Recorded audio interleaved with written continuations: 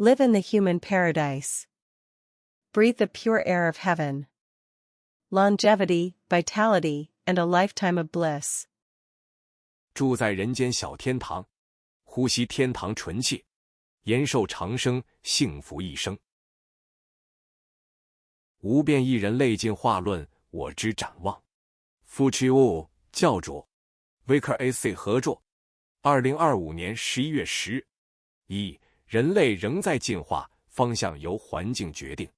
现代基因学与人类学已经证实，在人类基因组基本稳定的同时，表现型仍在持续变化。基因如同程式，环境决定它如何被执行。举例来说，营养更充足，骨骼更长，身高提高；空气更干净，氧气更稳定；皮肤更细腻，代谢更快速；毒素暴露减少，细胞修复周期延长，衰老的速度也随之放慢。这说明，人类并未停止进化，只是进化的力量从基因突变转移到环境条件的改写。2. 历史对照，5个可观察的人体进化实例。英国工业革命后，从营养不足变为肉蛋奶普及，平均身高上升7到10公分，历时100年。主因是蛋白质摄取与医疗改善。日本战后饮食西化，卫生提升，平均身高上升13公分，体态更匀称，归功于蛋白质与钙质的提升。美国2战后生活水平大幅提高，体型更高壮，牙齿排列更整齐。营养与口腔医疗是关键。台湾战后粮食稳定，医疗普及，平均寿命延长30年以上。工位与营养结构是主因。中国经济起飞后，城市化与饮食改善，青少年身高急速提升，肤质明显改善。营养提升与污染差异化是核心。这些变高、变白、变好看，都不是文化审美，而是环境演化的结果。3. 科学解释进化速度远快于传统认知。传统以为进化需要数万年，但表观遗传学已经证明，只要3代稳定环境，就能改变族群体质。若一个国家能连续60至90年提供干净空气、无毒食物与稳定医疗，那么人类的平均寿命、智力、外貌与身体比例都会明显改善。因此，生活越好，人越高越美，并非文学比喻，而是可测的生物现象。4. 未来的延伸，环境工程推动人类进化。若空气与毒素被完全净化，例如全域采用 RH-free 空气8无系统，人体的细胞氧化速率将下降，修复周期延长，成长潜能全面释放。推测结果如下：儿童平均身高在上升3到5公分，青年皮肤含水量提升，黑色素沉积减少，成年人衰老时间点延后约10至20年。这将开启以工程改写生物的新时代。5. 空气纯净与智力提升。现代神经学指出，即便极低浓度的污染也会损害大脑。PM2.5 与 PM0.1 可穿透血脑屏障，引发慢性微发炎。VOC 甲醛、重金属气溶胶干扰神经传导与突触形成，长期暴露下，孩童智商平均下降5至10分，出现注意力下降与语言发展问题。空气的毒最先毁掉的是大脑。在纯净空气环境中，儿童反应更快，专注力与记忆力显著提升，这是无毒环境等于智力提升的直接证据。6. 外貌与环境的映射。空气越干净，氧气越稳定，毒素越低，细胞氧化压力越小，皮肤更透明，肤色更均匀，黑色素活性被抑制，骨骼比例更匀称，内分泌稳定，成长激素节律正常，五官更对称，胚胎期毒素干扰减少。外貌的改善并非审美选择，而是细胞准确执行基因蓝图的结果。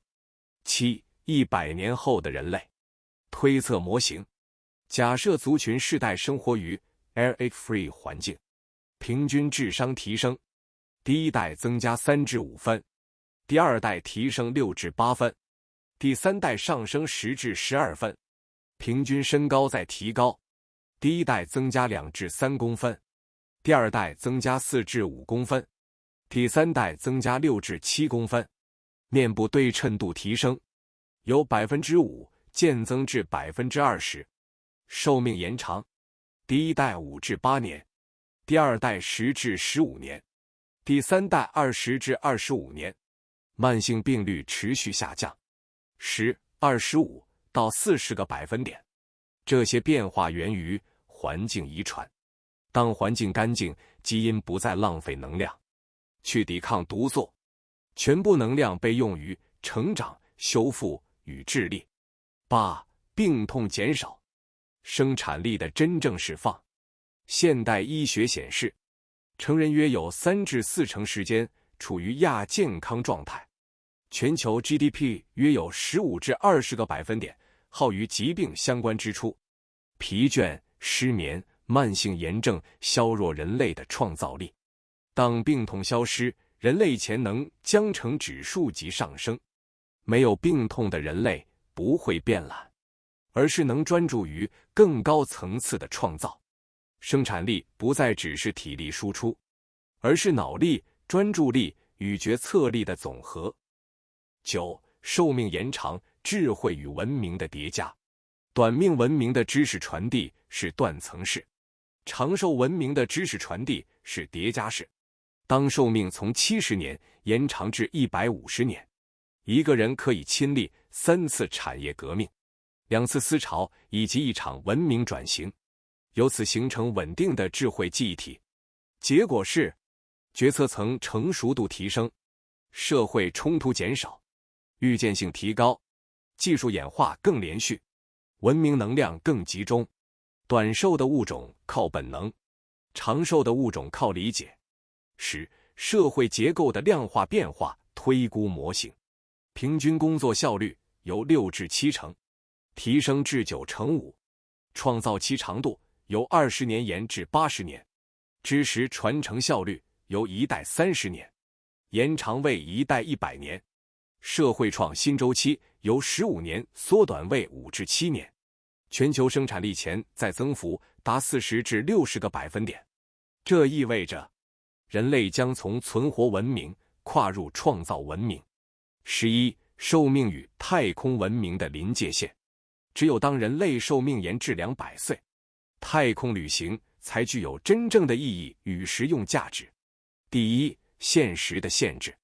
现代寿命70至80岁不足以支撑太空文明，航程过长，微重力与辐射会加速老化，世代断层使之实难以延续。第二，当寿命达200岁，一切反转。人类具备完整的生理适应与心理循环，一代人即可完成50至100年的殖民计划。细胞修复力强化，可抵抗宇宙辐射与 DNA 损伤。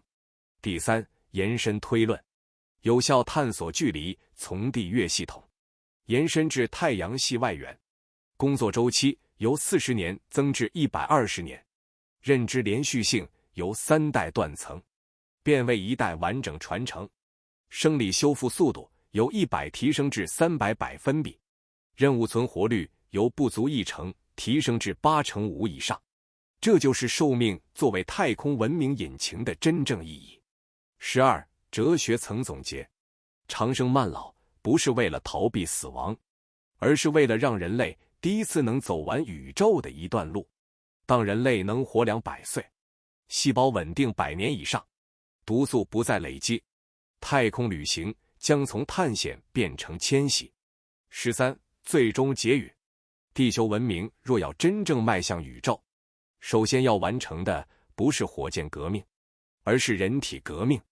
这场革命的起点正是3位一体的理论：空气净化、长生慢老、无变异人类进化。当人类能活200岁，宇宙才会对他们敞开门。空气85迷宫净化剂，全球首创单次气流全净化技术，结合电离、静电、迷宫导流与稳态气压，让机器取代人类，承受、吸附、分解、转化一切空气毒素。空气进入负离子电离区，病毒与悬浮粒子被电离成带负电颗粒，经静电滤网拦截后，进入静电迷宫替死黑盒，气溶胶封前牢牢附着在电极壁面，并在高电场中被分解为二氧化碳与水。在迷宫结构中，气流经60次急转弯与撞击，每一次弯折都是毒素的终点。亿万颗粒在 0.1 秒内被100%净化，最终排出地球上最纯净的空气。超级天堂空气品质：85无尘、无菌、无毒、无烟、无气味、无重金属、无微塑胶、无气溶胶。这不只是空气机，而是打开人类寿命枷锁的唯一钥匙。美国发明专利号码UF82680588B2。